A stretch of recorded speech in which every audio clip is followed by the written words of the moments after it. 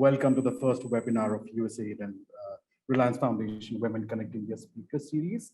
As most of you know, my name is Ritesh Datta. I'm a Gender and Technology Advisor at DEI Global.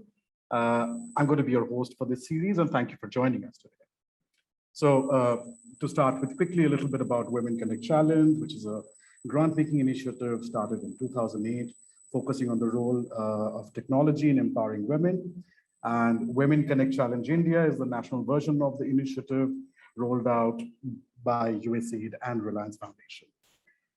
This speaker series, planned as part of the India Challenge, was designed for the India Challenge winners, which is all of you. And each month, over the next few months, we will keep inviting domain specialists to support you, to bolster your understanding of the subject, of what's happening around gender digital divide and programming and designing more impactful programs, which all of you already are. Just to sort of let you know that the upcoming monthly webinars that we have, there are 3 more which are going to happen after this. The one which we're going to do on the October 20th is going to be about technology ecosystem for India's rural and marginalized communities. On November 24th, we'll have a webinar on digital solutions for gender digital divide program design. And on December 15th, we will talk about access to government schemes enabled by technology. Today's one, the first one of this speaker series, is called Gender Digital Divide Programming Strategies, Global and Indian Context. And as India marches towards becoming a $5 trillion economy, so much focus on digitization, the prevalence of gender digital divide, obviously, in our country, disproportionately affects the progress and development as we move forward, affects the development of our women, that is. Estimates tell us, especially the GSMA studies tell us that Indian women are 15% less likely than men to own a mobile phone, 33% less likely to use mobile internet services. And this gap obviously gets bigger as we move out of urban areas and move towards the rural areas and marginalized communities. The India's nonprofit community, obviously, all of us, including the winners of the Women Connect Challenge India, will surely play a major role in bridging this gap, which we're sure about. And in today's conversation, we are going to sort of be exploring some of these thoughts, and especially some globally proven program designs for initiatives, which are looked at minimizing the gender digital divide. And to discuss these strategies, we have with us today Mr. Osama Manzar, founder director of Development Empowerment Foundation, a global leader on the mission of eradicating information poverty from India and the global South. He is a renowned name in the technology for development space. Osama has also, as I told you, is the founder of Development Empowerment Foundation, which has digitally empowered more than 20 million people across the country. He's a British Chevening Scholar and an International Visitors Leadership Program Fellow of the US State Department, among so many other hats that he wears. Welcome, Osama, and thank you for taking the time to be a part of this conversation. We also have Dr. Ravi Starling. Ravi, who has been a recipient of the Anita Borg Institute Women of Vision Award for Social Impact and the 2019 Engineered Award for Women in Technology. She's also the director of the USAID Women Connect Challenge. Before this, Ravi has been a chief of party at NetHope.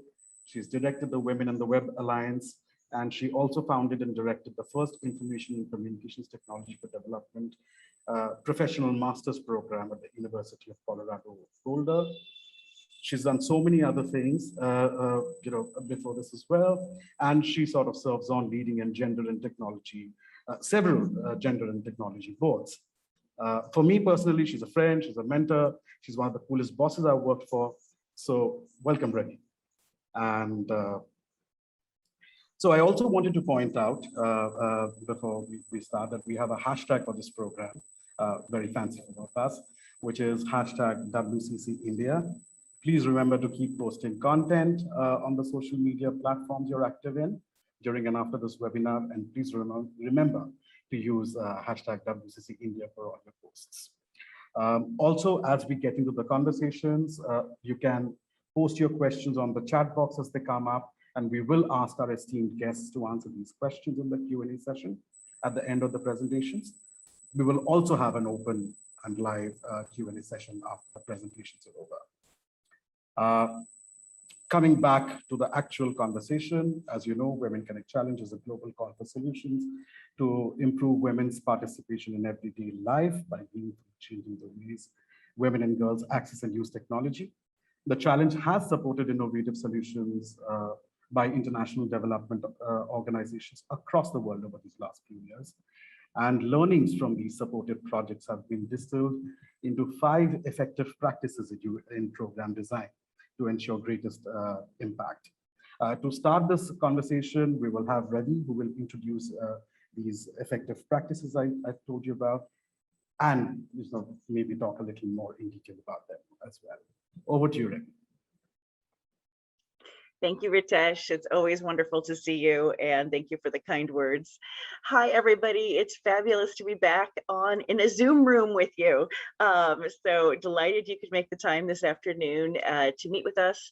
Super excited that Osama is part of the team here, that we're working with the Dev Global team again with Savannah and Brian. So feels like a little bit of our old symposium last January. So also just delighted to kick off the speaker series. I know Ritesh has been working with all of you to flesh out some of your interests to be reflected in our webinars this fall. So looking forward to everybody that's going to be speaking on them, and just flattered and honored to be part of this myself. So let me kick off my slides. I mean, it's only been a year and a half we've been doing this, but I tend to always need a little lead time here. Ritesh, you want to give me a hands up for the slides if they come? Oh, yay, wonderful. Okay, well, first of all, you know who I am. I'm delighted to see you guys again. It was nice to meet on the group call last week. Thank you, Ritesh, for organizing that. And to all of our awardees and our Reliance friends that are on the call today, just grateful that this is really moving forward. It was so exciting to see the press release go out yesterday. The community of practice is under review and getting ready to be released to you awardees soon. So thanks for the momentum. Anyhow, to talk a little bit about 5 proven strategies, this is really what led me to want to start the Women Connect Challenge back in 2018 with the support of USAID. I have been working in this space for 23 years now, maybe 24. In any case, let's just round it down and say 2 decades.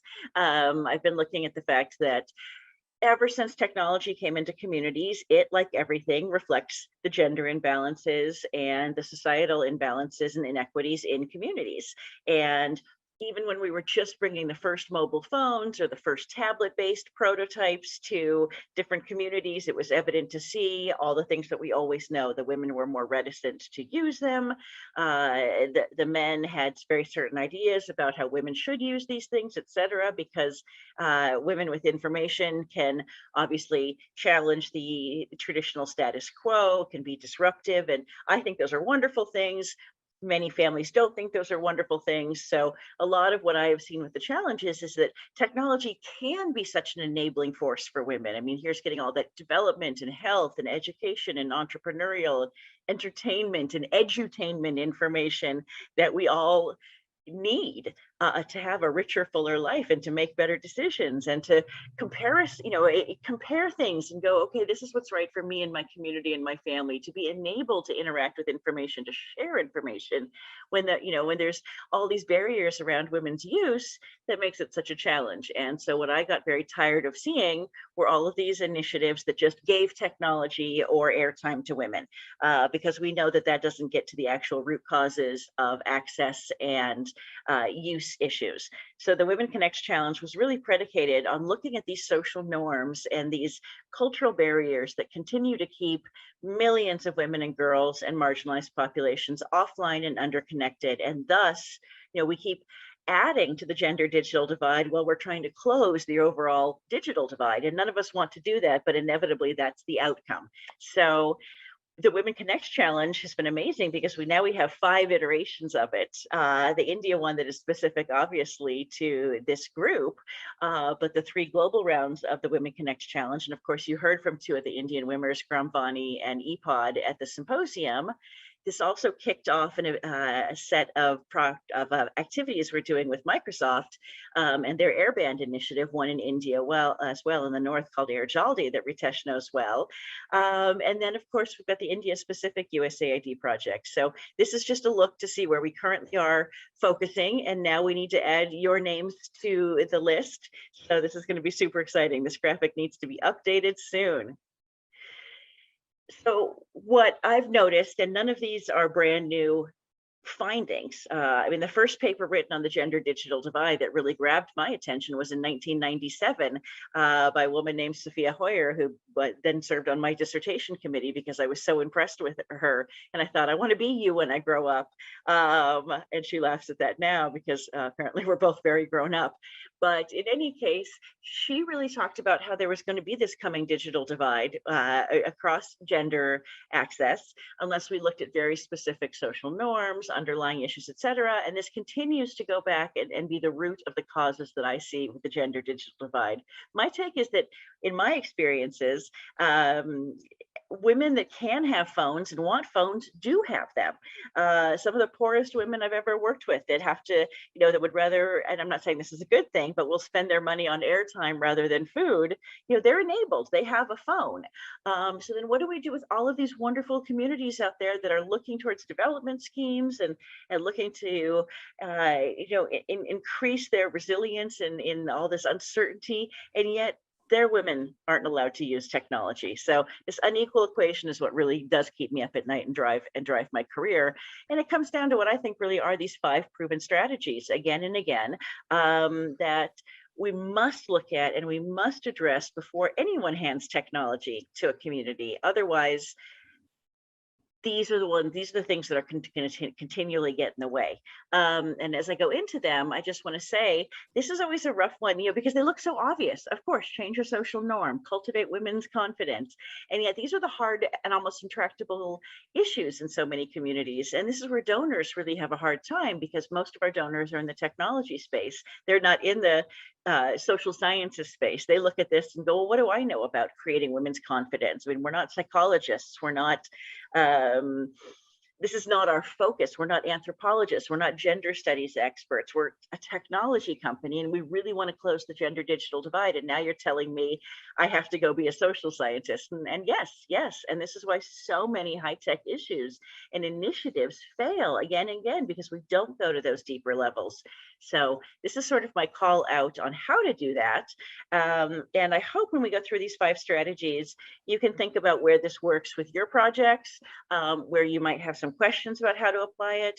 And then, of course, just contact me if you say, hey, what do you think this sounds like? I'd love to run some of these ideas by you. Okay, well, our first one, I hope everyone got a chance to read the 5, are really changing the social norms themselves. And I'm going to give examples of projects around the world from Women Connect 1 and 2, because they're the furthest along, obviously, and they've been the ones that have borne out these again and again. So this first project I love to talk about, it's in northern Nigeria, where conservative Muslim clerics across the region had banned women's internet use under the grounds that it was immoral. And here's this wide swath of area. It's very politically active. This is the areas where Boko Haram is active. There's a lot of migration. There's a lot of religious and tribal conflict. And this is a kind of place where women would really benefit from information as opposed to being shut down from it, to understand how to be resilient in these times, to understand what is news versus fake news, et cetera, because this is a very, tumultuous area of the world. Also, it really sets the example in this area, Kano, Nigeria, for the rest of the region. It's a very well-respected intellectual community, religious community, et cetera. So working with the women in Kano was fabulous, because it really showed that if they can do it, everybody across the region can. And we worked with these conservative clerics to understand, okay, you've said no internet, you've said no phones. Under what conditions could women ever use technology? And worked with them on a curriculum that really educated the whole family about benefits and threats of the internet and being connected. Worked with families and units. This is a polygamous community, so working with groups of wives, groups of children, husbands were part of this, the clerics were part of this. It was a really amazing cross-community collaboration to understand how you could safely reap the benefits of connectivity without falling into a trap of immorality or bringing shame on your family, etc. And this was coupled with both a community, both with a radio show and TV announcements from local clerics and local cinema stars. And again, and after about 6 months of this, 7 months, 9 months, this order against the internet was lifted, and you had past clerics saying, actually, it does make a lot of sense, and good families that care about education, we can, there is Quranic justification for this. So we really, really helped, create new social norms for women vis-a-vis technology in this community. Let's see, let me go on to my next slide. Another big thing, of course, is creating economic opportunities.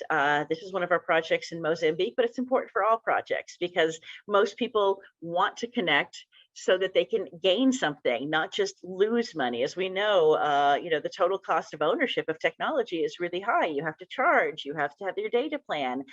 You may need to learn skills that, may require tutoring, or for you to go to a cyber cafe, something like that. So in Mozambique, we worked with Bluetown, an ISP provider, to really try to lower those costs of barrier, not only provide a lot of entrepreneurial material for women in both the local languages and Portuguese, the national language in Mozambique, but to also really get down to understanding how can we save money by actually engaging more with technology. So they have a solution that has an offline internet. So once you connect with your phone to your device, you can actually take a cached version with you and thus save time on data plans, etc. There was a rent-to-own phone model. So for women that didn't own phones, it was a feasible way of paying a little bit every month and being able to access phones, so you're not left out of the divide by just not having a device. And then the opportunities online, there was just a lot of focus on entrepreneurial rural activities, so that when women would watch these video series, et cetera, that were created for them, it would be something relevant to their crops, their timeline, the weather in a certain area, the climate, the other conditions. So much of the entrepreneurial material out there is so basic and so general, and it's not really focused on women locally. And that's been the huge difference with this one.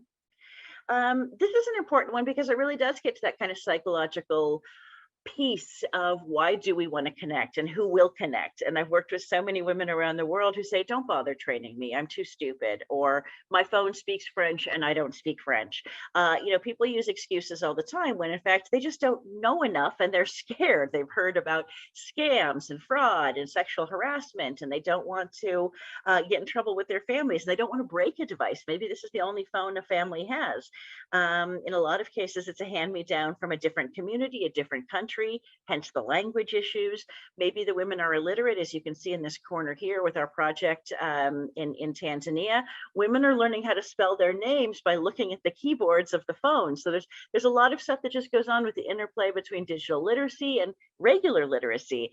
But what we worked with Viamo and their IVR solution, the 321 service, was to put on a channel just about women and men could call and understand, what is this internet thing? Why would I want to be online? What is social media? How do I stay safe? What kind of phone do I need to have access the internet? So this IVR tree of all of these great topics that people don't know anything about, and thus are intimidated to access a phone, a PC, go into a cyber, things like that. So this is a great program, and about 250,000 women did call in and get information on just what this internet thing is. What is email? What is Facebook? So building up that confidence to then make the choice to say, yeah, I can do this.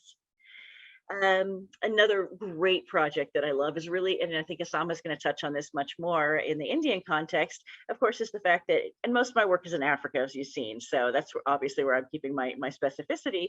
This is a project in Bamako, Mali. Bamako is the capital of Mali. The women that we worked with were women collectives in 5 slums in Bamako, and 98% of them are illiterate or have low literacy skills.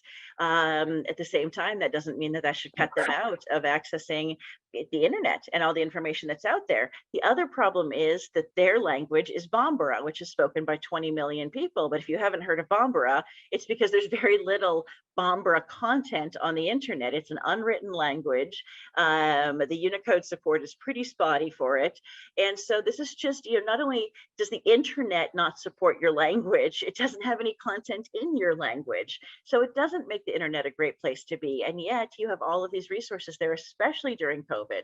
So the women from these collectives, 52 of them came together and we co-designed a social network for them. We used kind of the best features they liked from WhatsApp, the best from Facebook, etc., and put it in an entirely oral and visual setting. So it's a completely text-free interface where women can exchange health clips, voicemail, videos, etc., with the health clinics around Bamako. And now it's turned into a much larger project where women are using this for marketing their goods, for getting COVID information out to each other, for doing collective bargaining over goods. So it's been a really exciting project. I love this social network.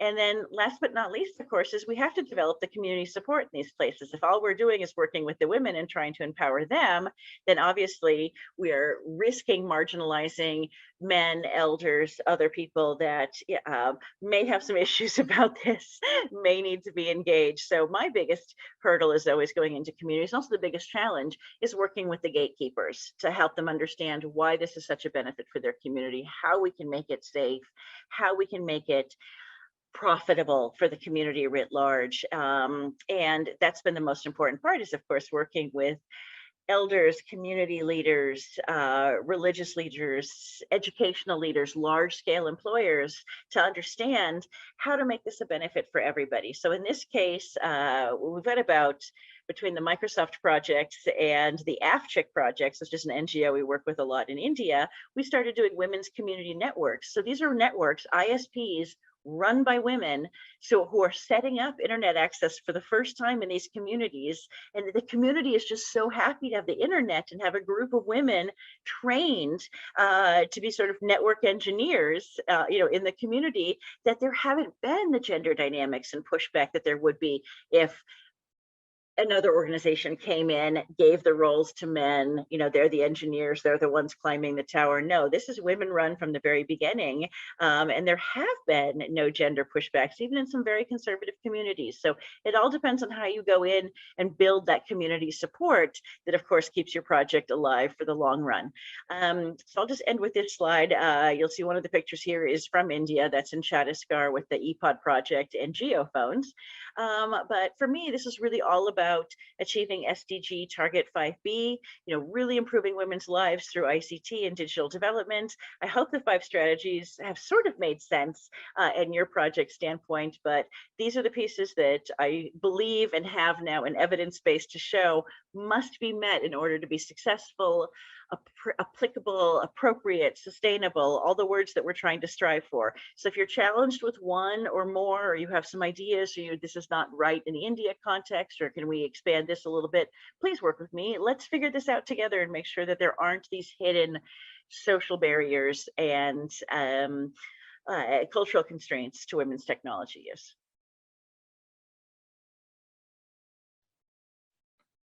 Great. Thank you, Ravi, for this presentation. I'm sure a lot of attendees have a lot of questions. I have a few questions for you, which I've written down, and I look forward to discussing all of it, during the question and answer session. So thank you for that. Our next speaker, Mr. Manzar Osama, has been actively working across the length and breadth of India and beyond to digitally empower marginalized communities. Let me now invite him to share his learnings and experiences around the practices which Ravi shared, and obviously other things that he has sort of learned from his experience from the Indian context. Over to you, Osama. Hi, thank you very much, Ritesh, and thank you, Ravi. I can't really share so much of information which Ravi managed to shared in just 10 minutes or 12 minutes, but I need to figure out which tab to show you the presentation. Ritesh has been asking me to show the presentation, which I have not been able to make. So I'm putting all the screen in front of all of you. You figure out which one do you like.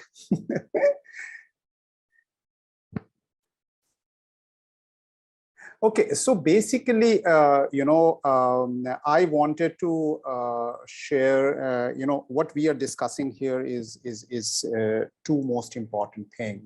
One is technology, of course, and the second is women, and the third is development. And if I can add, sustainability.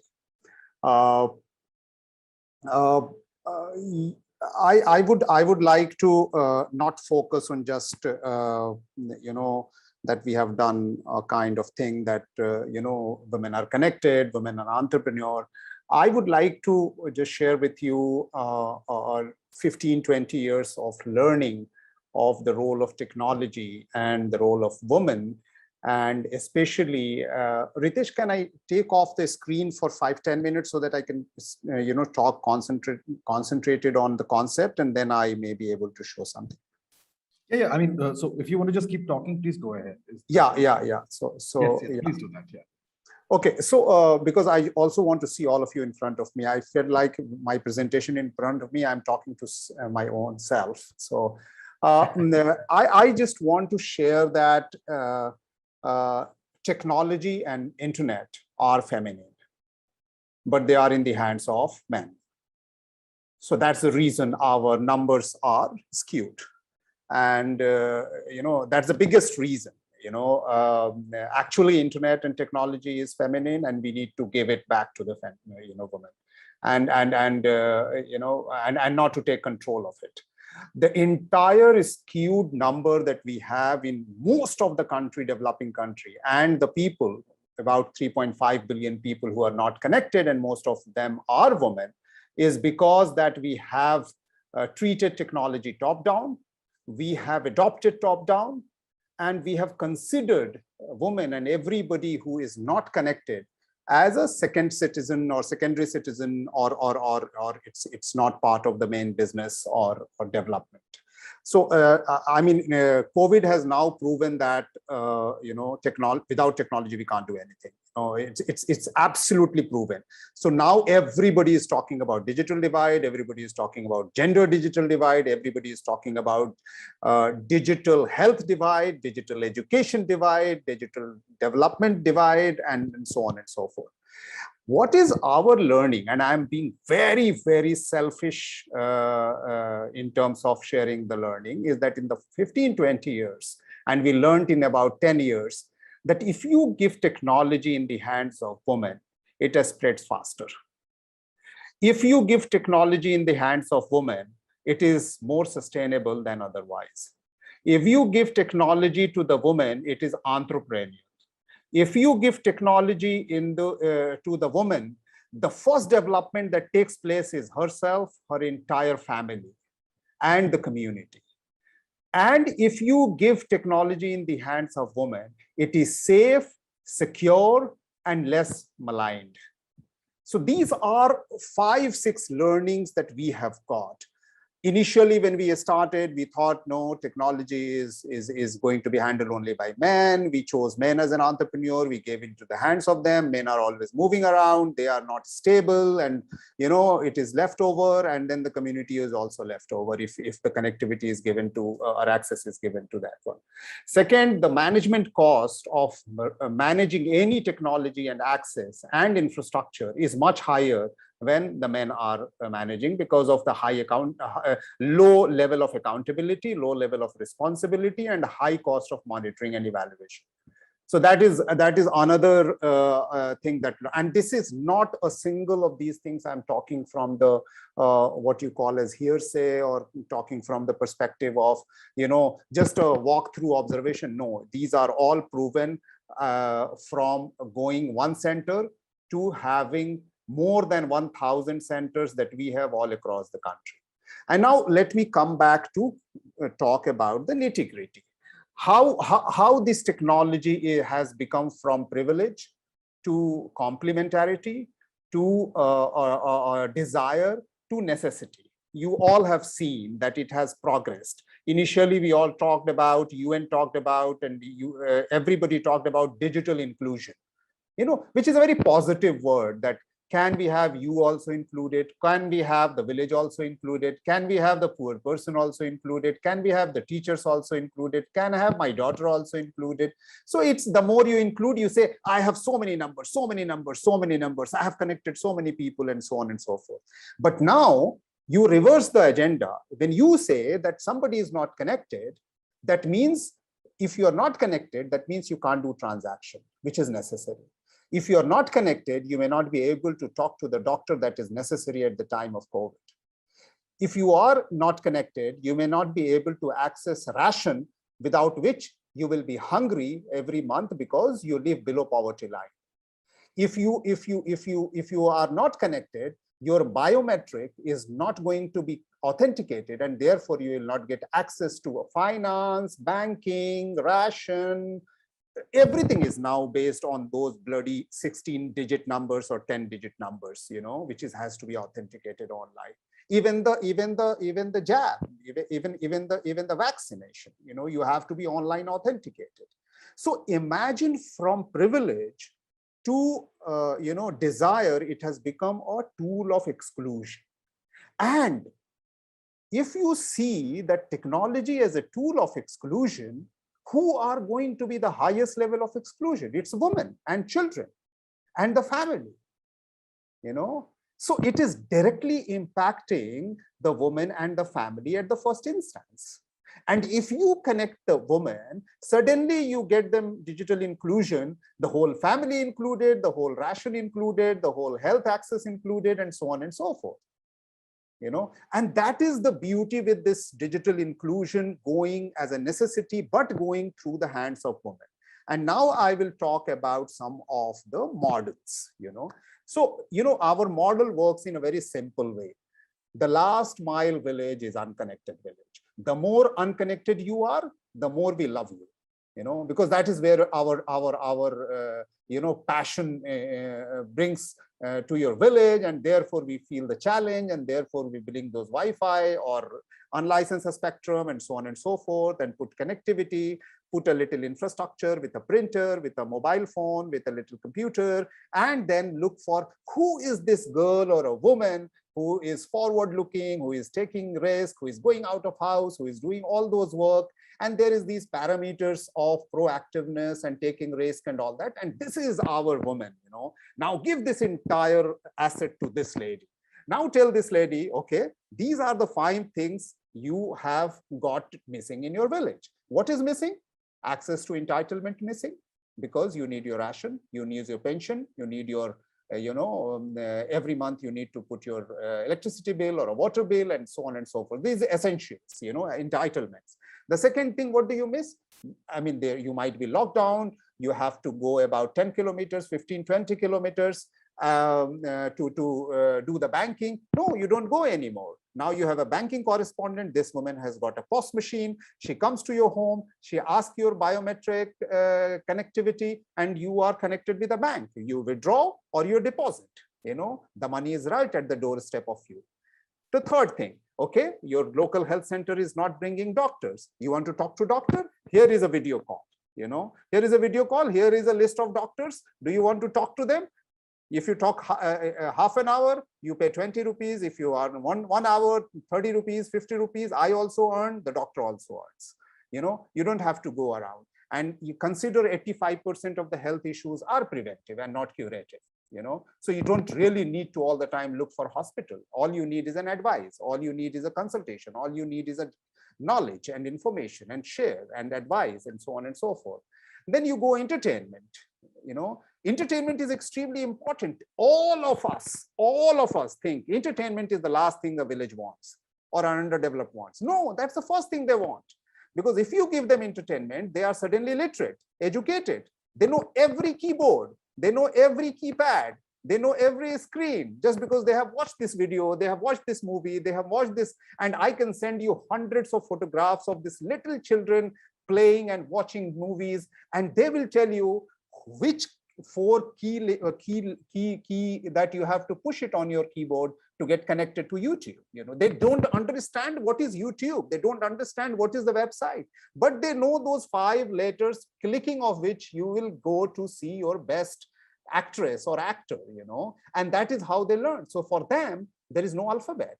It's all symbols, and mobile penetration has actually converted all the illiterate and uneducated people suddenly extremely literate and educated, because all you need to know is symbols.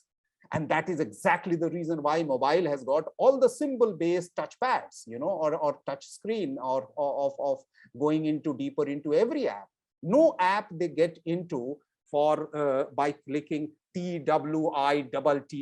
No, they just click on that bird and they get inside. They just click on that arrow and they get into video, and they just click onto hanging F kind of thing, which looks like a shirt hanger. You click and you get into Facebook, and so on and so forth. And it's very, very interesting that now they do the whole e-commerce banking and all those things without even becoming literate and educated. And that is what we all planners and policymakers and designers and strategic thinkers need to really figure out, that are we designing literacy and education beyond script? Are we designing access to any kind of thing beyond alphabets? It's only symbols. It's only symbols now people are talking about. It's oral.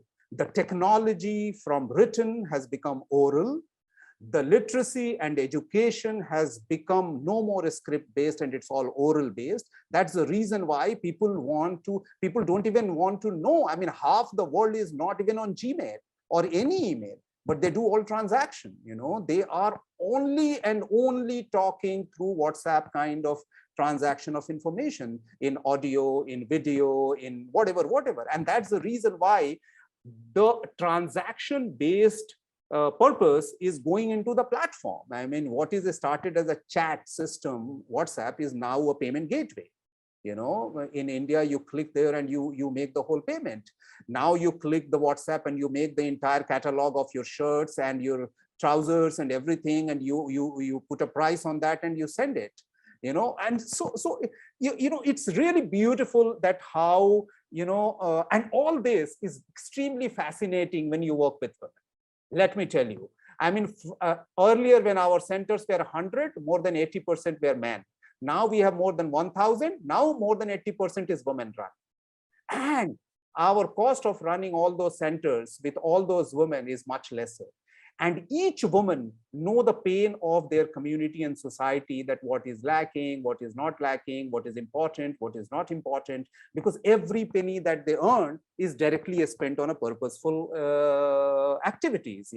It's no more get a first package and straight go to the liquor shop. It's not like with women, it doesn't happen like that.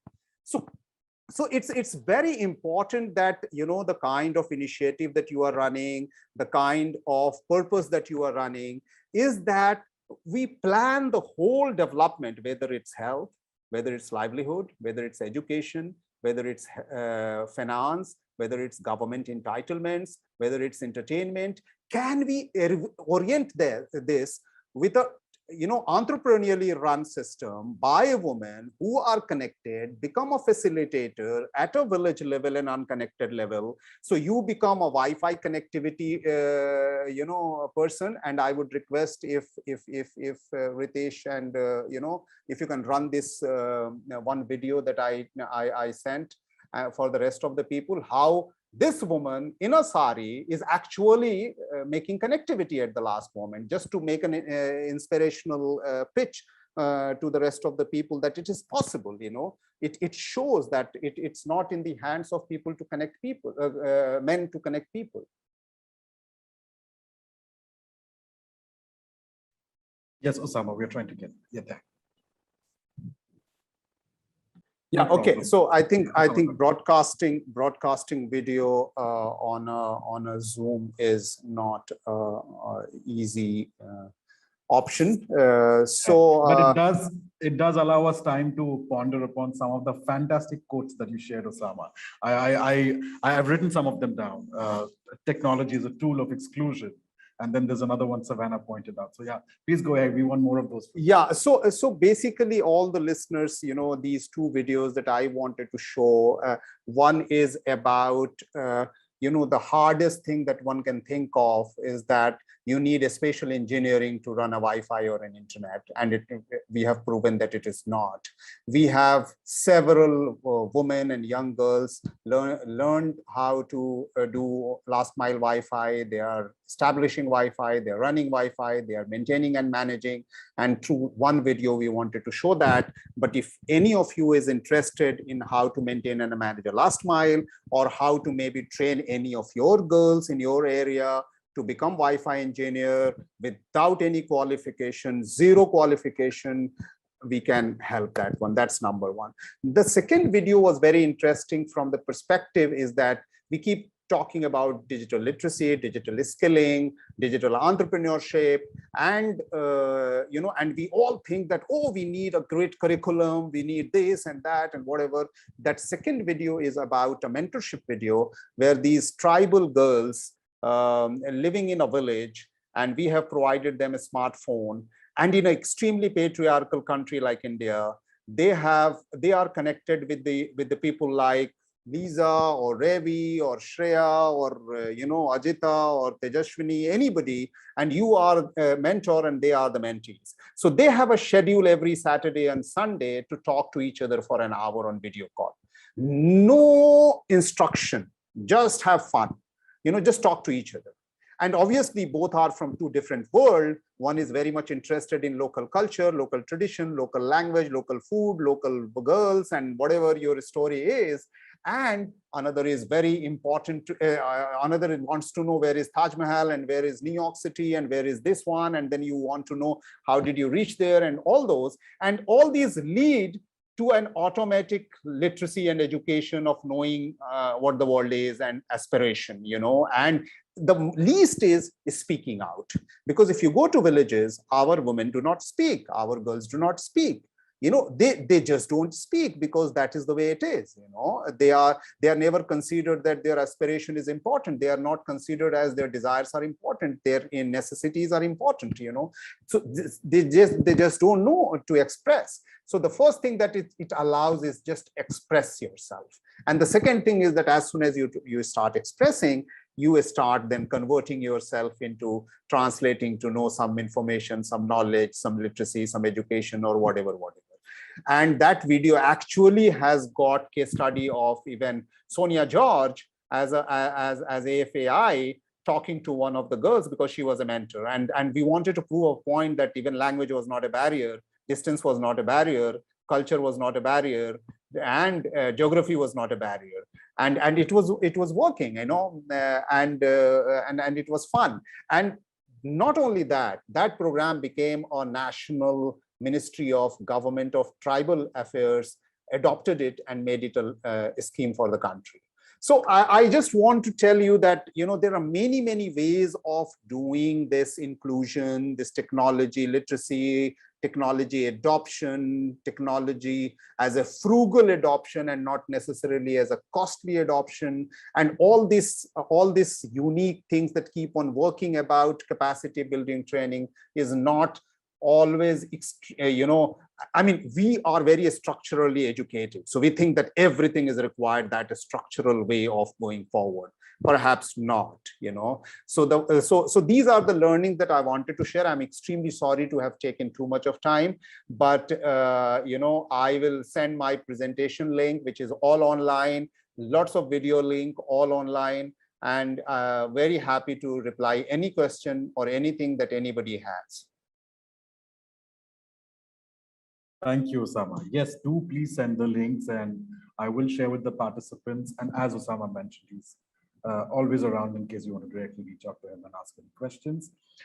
So thank you for that great presentation, Osama. And let me now sort of quickly get into the next stage. I'll also invite Ravi along with Osama, and maybe we can start the question and answer round. It's an open session. If you have a question, you can sort of use the raise hand function, and we'll let you, introduce maybe your name, your organization, and then ask the question. Let me go first, if that's all right, because we already have a question typed in from Ajita from Reliance Foundation. And she has a question for Osama. So Osama, what are some pushbacks you face in rural India when you try to technologically empower women? How do you deal with this challenge? And what are some proven strategies from an Indian perspective to convince gatekeepers in power? The three-part question, if you can sort of maybe talk a little bit about it. Okay, so I would say the challenge was never something that we leave the village and run away. The number one challenge is the hesitation itself, and in a very patriarchal society, a lot of eye-to-eye talking. So if you approach women, they know that if they're sitting around men, they can't speak too much and things like that. Those hidden information that if I talk too much, I'm going to face a lot of flack and things like that. So patriarchy certainly is one of the things, and how we overcame is by making everything women-centric. We said that this is the scheme, this is the plan, this is the project. This is only for women. This is not even for men. So if the women here are not going to participate in your village, in your area, we are going to go and benefit some other village. I mean, I'm sorry. I mean, this is not only this is not really meant for. It's like government scheme. It's like government scheme only meant for something what you case as a lower caste or upper caste or whatever. You say that this is only for women. Like this goal program going online as leaders program, we made it tribal, we made it women, girls, and we made it absolutely for them. But we also said, you don't have to worry because a girl is talking to a woman. She's not going, we are not giving this smartphone to talk to some men or something. We know that she will, and that's what we want, but we don't say that, So we hand over that smartphone that, I mean, you have a liberty to do that, but she knows that as a scheme or as a program, it is women to women talk or a dialogue or something. Similarly, when we open a center and we choose an entrepreneur, we say that, listen, this is an extra hand that is going to earn, this is an extra something that is going to earn, and so on and so forth. So these kind of things usually work. The third big challenge that we have faced, the reply to which have not been able to find, is that we are never rich enough to provide every 2-3 kilometers or 10 kilometers a center or a provision or a entrepreneur. So therefore, even the girls end up traveling a lot, like 3-4 kilometers sometimes, going house to house, and maybe many people don't like it. So those kind of restriction of movement sometimes becomes a huge barrier, but we usually leave it to a gradual development, because gradually then she becomes the onus of the whole community. So wherever she is going, the whole community looks after her, So because she's serving the community, so it becomes more like, my children going to play, everybody else is watching, in the old scenario, non-gated colony, that kind of things. If child is growing as a village child, not a household child. So those kind of things has worked. What is another thing that has, over a period of time, we realize this upper caste and lower caste, higher caste and lower caste has played a lot of role. There's no doubt about it. When we used to have anybody who is from upper caste, the lower caste will not go to that place, not go to that things. And gradually we converted the entire provisioner or provider among the lower caste or minority or lower middle class, and so on and so forth. So these kind of things we have tried, and mostly it has worked. One last thing is that technology is always considered in any place as an inclusive thing. So nobody sees technology as a challenging things to their traditional things, because everybody thinks that it is going to give us some educational input or some kind of facility. Therefore, it is easier to. And sorry, again, took a lot of time. No problem, Osama. Thank you. Ravi, I know that I've seen sort of you also have a lot of experience in India. I know you sort of played short to your India experience, but yeah, you have seen a lot of programs in India as well. Any thoughts around these challenges and barriers? Well, I think with the gatekeepers, I mean, this is so important, like Osama has been talking about, et cetera, is to go and understand what's the root fear. Is it is it safety? Is it infidelity? Is it empowerment? Is it these kind of things? And understanding with each community and each gatekeeper, it can be something very, very different. I remember working with a community in northern India where the mother-in-laws had said, look, I don't know where my daughter-in-law goes. If she's going to have a phone, there's, I don't know what I'm going to do. How I'm going to track her, et cetera. I don't trust her out of the house. And so we worked with them to put on location enabling, which, to me would seem like such a huge violation of privacy. But the women I was working with said, fine, let her see where I'm going. She'll realize I'm not doing anything interesting. I do the same thing every day. And then I come home. And, then that trust was built. It wasn't even about the technology. It was a weird dynamic that was exacerbated by technology, and technology could be used to help diffuse the situation a little bit. So I think we need to understand that root fear, that root cause of, I don't want you to have this. It's dangerous. It's empowering. I mean, first of all, also linking danger and empowerment need to, be a little unpacked too. But I think that's the biggest thing is you can have all the women in the world that want to do this. And it really is getting down to the gatekeepers and trying to create those win-wins. Maybe, maybe the issue is just, I need to see where you go for the first 6 months online. And if that's, and if people are willing to do that, great. If they're not, then perhaps they won't be able to use the phone. So I think there's all sorts of negotiations. It's not black and white at all. We have to be really flexible and understand that, this is a threat to the social order, but so is development. And so how do we do this in a way that is inclusive, people are benefiting, and we're not creating more problems on top of already very, very complex social interactions. Thank you. Thank you so much, Ravi. Yes, and this is so complex, trying to understand the barriers and the roles that gatekeepers play and how do you get them. But then there were some other sort of points also, which, which came out of the conversation, the inputs that both of you gave. For example, I remember you talked about edutainment, and Osama also pointed out how big a role entertainment plays. I wish we had more time to explore these aspects, but unfortunately, we don't, at least in this webinar, but I hope we get another opportunity to do that. I'm sorry, we would not have time for any further questions. I will have to wrap up because it's past 5 now. And I wanted to do that with a note of gratitude to both of you, Ravi and Osama. Thank you for the time to be present, sharing your learnings and experience with all of us, and for providing a fantastic opening to this speaker series. And I also wanted to thank all of you participants for the time that you've taken. And if you have any further questions, anything that comes up when you're mulling over this conversation, you can either directly write to Ravi, you have the email address, Osama is so approachable, or you can sort of send it to me and I'm happy to pass the questions on and start a conversation. Thank you once again for this beautiful and wonderful sort of conversation today. I wish all of you a great morning and a great evening ahead. Well, it's always a pleasure, Ritesh. Thank you for. And thank you to those 38 people who did not leave. Thank you, Ravi. Thank you so much. Thank you. Bye-bye.